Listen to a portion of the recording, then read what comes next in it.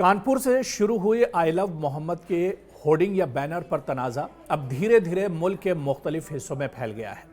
बरेली में फसादात भड़काने के इल्ज़ाम में मौलाना तौक़ीर रज़ा की गिरफ्तारी हुई और इस वक्त वो जेल में है। और इस बीच ज़िलाई और पुलिस इंतज़ामिया ने उनके करीबी साथियों साबिक़ IMC तर्जमान डॉक्टर नफीस और साबिक़ ज़िलाई सदर नदीम खान पर भी अपना शिकंजा कस दिया है।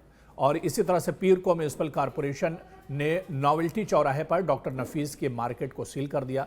इल्ज़ाम है कि फसाद से पहले डॉक्टर नफीस ने धमकी दी थी कि वो पुलिस अफसरान के हाथ काट देंगे और उनकी वर्दी उतरवा देंगे। शहर के नोवेल्टी चौराहे पर पहलवान साहब की दरगाह के करीब वाक़ डॉक्टर नफीस का मार्केट पहले ही मुतनाज़ा है। नाले पर बनने वाली मार्केट से मुतालिक अदालती केस ज़ेरे इल्तिवा है।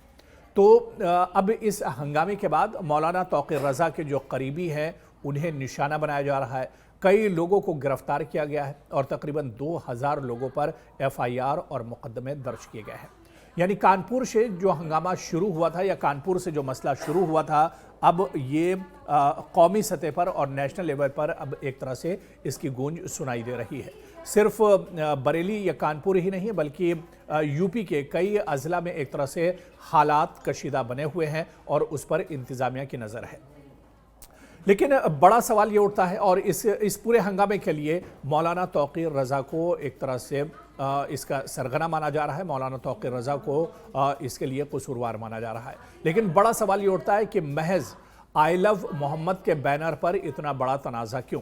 आखिर आई लव मोहम्मद के बैनर पर ही 25 लोगों के खिलाफ FIR क्यों दर्ज की गई और उन पर मुकदमे क्यों किए गए? दरअसल इसी बात को लेकर एक नाराज़गी थी और इसी बात से ये पूरा मामला एक तरह से आगे बढ़ा था। उसके बाद बरेली में जो कुछ हुआ, यहाँ पर एहतजाज हो रहा था और एहतजाज देखते देखते एक तरह से पुरतशद्दुद हो गया, जिसमें पुलिस ने बड़े पैमाने पर लाठीचार्ज किया। कई लोग इसमें ज़ख्मी हो गए और बड़े पैमाने पर पुलिस ने कार्रवाई करते हुए कई लोगों को गिरफ्तार कर लिया है।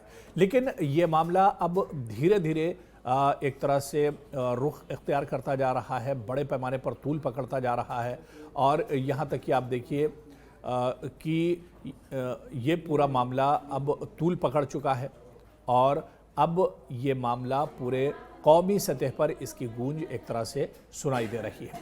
इस बीच यूपी के वज़ीर आला योगी आदित्यनाथ का बयान भी आया था और उन्होंने कहा था कि अगर किसी ने माहौल ख़राब करने की कोशिश की तो उसके साथ इस तरह की कार्रवाई की जाएगी कि उसकी नस्लें भी याद रखेंगी। मौलाना तौक़ीर रज़ा को लेकर भी योगी आदित्यनाथ ने बड़ा बयान दिया था, प्रेस कॉन्फ्रेंस की थी और उसमें उन्होंने मौलाना तौक़ीर रज़ा की गिरफ्तारी, बरेली में हुआ जो हिंसा हुआ या जो एहतजाज हुआ, उसको लेकर बड़ा बयान यूपी के वज़ीर आला योगी आदित्यनाथ ने दिया था।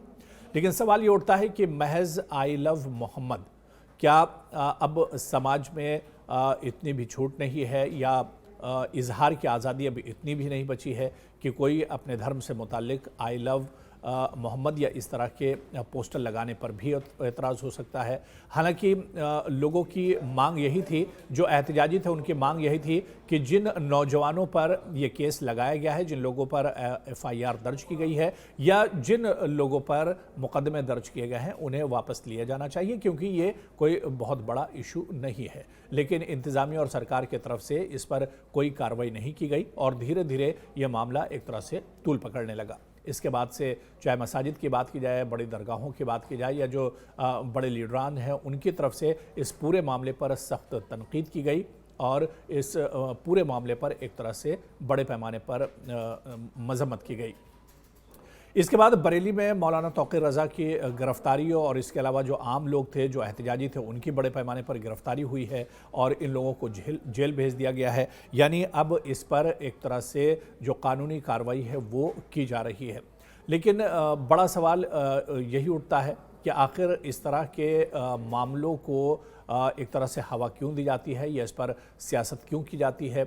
और ये पूरा मामला क्योंकि मज़हब से जुड़ा हुआ है, ऐसे में इस मामले में आखिर सियासत क्यों की जाती है? और जिस तरह से यूपी के वज़ीर आला योगी आदित्यनाथ का इस पूरे मामले को लेकर बयान आया है, इस पर भी सवाल उठाए जा रहे हैं क्योंकि योगी आदित्यनाथ एक बहुत ही ज़िम्मेदार ओहदे पर हैं और ज़िम्मेदार शख्स हैं। ऐसे में उन्होंने इस तरह की बयानबाजी दरअसल क्यों की है, इस पर भी अब सवाल कहीं ना कहीं खड़े किए जा रहे हैं।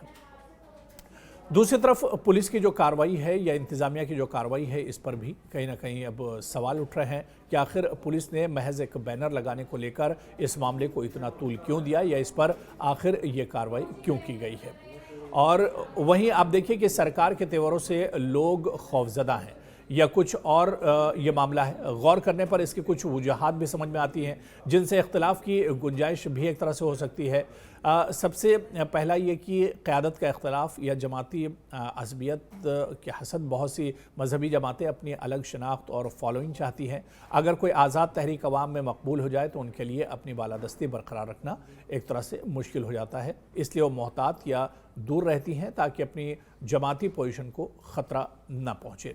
और ऐसे में अब एक तबका ये भी कह रहा है कि आखिर इस तरह की जो कार्रवाई की गई है इसमें दरअसल जो बदले की भी एक भावना नज़र आती है और इस पर इंतज़ामिया को बातचीत करनी चाहिए। इंतज़ामिया को दरअसल इस पर गौर व फिक्र करना चाहिए, इस पर सोचना चाहिए और उसके बाद ही इस पर एक तरह से कार्रवाई आगे होनी चाहिए। लेकिन आम लोगों का, वज़ीर आला योगी आदित्यनाथ का और इसके अलावा जो मुस्लिम तबके से लोगों का या सियासी लीडरान का क्या कुछ कहना है, उनका बयान भी हम आपको इस पूरे मामले पर सुनवाई देते हैं।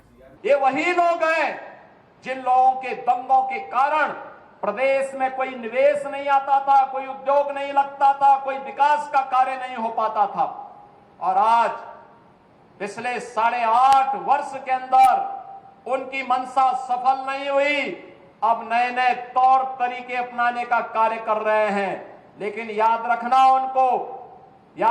होगा वे जितना सोचते हैं उससे ज्यादा हमारी पहले से तैयारी रहती है। और जब भी दुस्साहस करेंगे ऐसे ही पिटोगे जैसे बरेली के अंदर पीटे गए हो। देखिए, मोहम्मद के नाम पर पूरे शहर को उजाड़ने के लिए एक दंगाई भीड़ चली थी।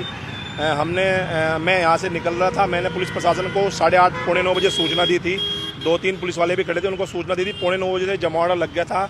हमारे सभी सनातनी भाई सिर्फ पुलिस के संपर्क में रहे और पुलिस ने ही इस मामले को इतना अच्छा बनाया है। और अब हिंदू रक्षा दल ये चाहता है कि ये जो उपद्रवी भीड़ है इस पर कार्रवाई की जाए। अगर ना हुई जैसे जिस तरह के देखिए, हिंदू रक्षा दल ने एक आह्वान किया है कि कल 2 बजे हिंदू रक्षा दल की पूरी टीम पहुंचेगी डीएम कार्यालय। और जिस तरह की मोहम्मद के नाम पर ये पूरे देहरादून को उजाड़ना चाहते थे, जिस तरह की भीड़ थी, और सुनने में आ रहा है कि यहाँ पर ऐसा भी सुनने में आया है कि यहाँ ललित शर्मा आ गया और इसलिए वो भगदड़ मची। ललित शर्मा जब आएगा तो किसी से पूछने की जरूरत नहीं पड़ेगी। ललित शर्मा खुद में एक ताकत है, हिंदू रक्षा दल खुद में एक ताकत है। हमें इन दंगइयों से डरने की जरूरत नहीं। हमने पुलिस प्रशासन को बराबर में लूप में ले गए। अगर हम पुलिस प्रशासन को पौने 9 बजे फ़ोन ना करते तो शायद यह घटना, यह भीड़ बाजार की तरफ जाती और बाजार में लूटपाट भी करती। देखिए, हिंदुस्तान के अंदर प्यार और मोहब्बत करना गुनाह हो गया है। हिंदुस्तान की तहजीब, हिंदुस्तान का कल्चर और हर मज़हब का कल्चर मोहब्बत है। कुछ लोगों ने अपने नबी से मोहब्बत का इजहार करा। मोहब्बत का इजहार करने पे नीचे कुछ डिफेमेटरी कमेंट्स आए, ऑब्जेक्शनेबल कमेंट्स आए। ऑब्जेक्शनल कमेंट्स को लेकर यहाँ पर लोग इकट्ठा हुए और इकट्ठा होने के बाद जिस तरह से पुलिस ने लाठियाँ बांधी, जो बर्बरता पुलिस ने दिखाई है, शायद ये लोकतंत्र के लिए खूबसूरत तस्वीर नहीं है। इस भारत देश में सबको लोकतांत्रिक अधिकार है, वो प्रोटेस्ट करें, अपनी बात पहुँचाएँ आगे तक। लेकिन जिसके बाद यहाँ जो बर्बरतापूर्वक लाठियाँ चली हैं वो कहीं ना कहीं वो निंदनीय है।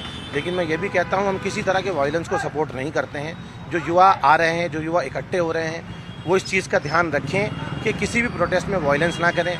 ये देश हमारा है, इस देश की संपदा हमारी है, देश की संपदा का नुकसान हमारा नुकसान है।